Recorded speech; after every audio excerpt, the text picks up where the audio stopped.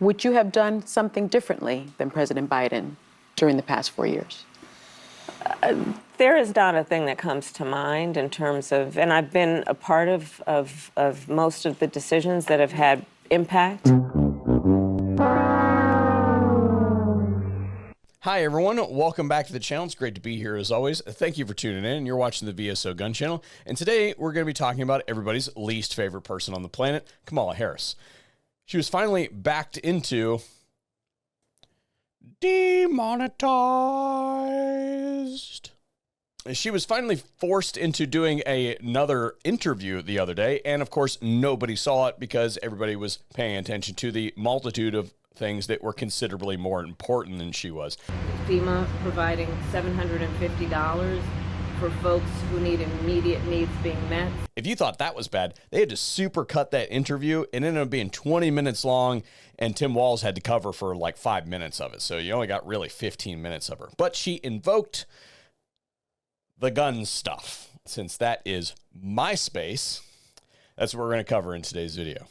After we hear a quick word from today's sponsor. Today's video is brought to you by StopBox USA, and specifically we are highlighting their StopBox Pro. This is designed as a retention device for your home defense firearms. So if you want to have a weapon at home that is ready to go, but you think it might not be responsible in your situation to just leave a naked loaded gun laying out on the counter so that your child could potentially come by and fiddle with it, well, then perhaps you should look into StopBox. Now, the problem that I've had with the tabletop retention device in the past is that almost all of the products that are available in this market are some kind of electronic keypad thing. I have real big problems with electronic and Bluetooth and biometric stuff for get it and get it now type stuff. This is an all manual box that has special considerations for incidental access from small children and the like. To be clear, this is not meant to replace a safe. This is to keep little Susie from grabbing your nightstand gun to go deal with the monsters underneath of her bed while you're sleeping. They offer VSO subscribers a discount, and you can find all that information over the affiliates page. Special thanks to StopBox for making today's video possible. The interview was with 60 Minutes, and it's a good thing 60 Minutes breaks their show up into a couple different segments, or they wouldn't have been able to stretch this one all the way. And they open with this. Kamala Harris has been a candidate for president for just 2.5 months, and the post-convention honeymoon is over. And then they proceeded to hand her a whole bunch of softball questions that she still bombed, and they had to cut into oblivion to make her seem more put together. But let's skip to the gun stuff so that I don't rut your brains any longer than I have to. A hard left turn here, but you recently surprised people when you said that you are a gun owner. And then if someone came into your house... That was not the first time I've would talked get about shot. it. That's not the first time I've talked about it. So what kind of gun do you own, and when and why did you get it? I have a Glock, and I've had it for quite some time. And I mean, look, Bill, my background is in law enforcement.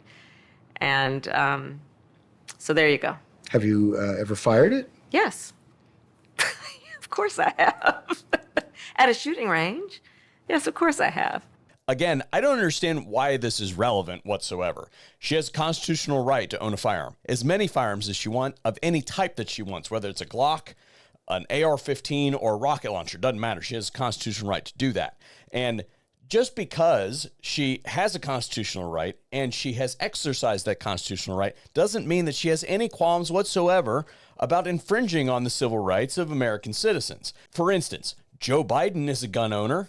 Or at least his wife is, because he made references to her grabbing the shotgun and going out back. Said, Jill, if there's ever a problem, just walk out on the balcony here, or walk out, put that double-barrel shotgun and fire 2 blasts. We'll not get into a discussion here about how that advice is likely illegal in whatever locale he was talking about.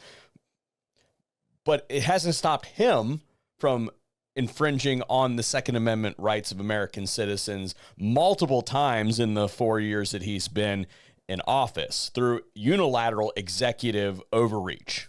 It makes absolutely no sense. Ain't nobody buying it. And she just comes off as less than genuine when she talks about this. It's definitely a loser for her. So by all means, please continue to go out there and give me sound bites to do stuff on. Speaking of sound bites. But the American people don't seem to be feeling it. groceries are 25% higher. And people are blaming you and Joe Biden for that. Are they wrong? We now have historic low unemployment in America among all groups of people. We now have an economy that is thriving by all macroeconomic measures. And, to your point, prices are still too high. And I know that, and we need to deal with it, which is why part of my plan, you mentioned groceries. You see that there? We call that a jump cut, and that is done for emphasis, and many times you've seen me do that multiple times throughout today's video, but it can also be a tool that is used to cover up somebody's less than stellar performance when it comes to interviewing. For instance, I can say that Kamala Harris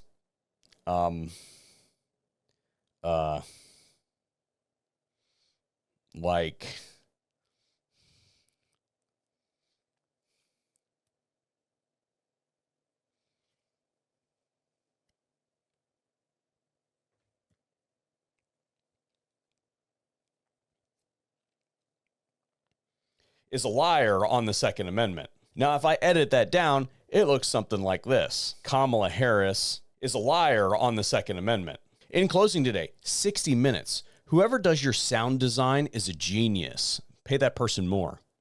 That's all I got for you guys today. Bye. That's about all I can say. That's about all I can say that was good about that interview.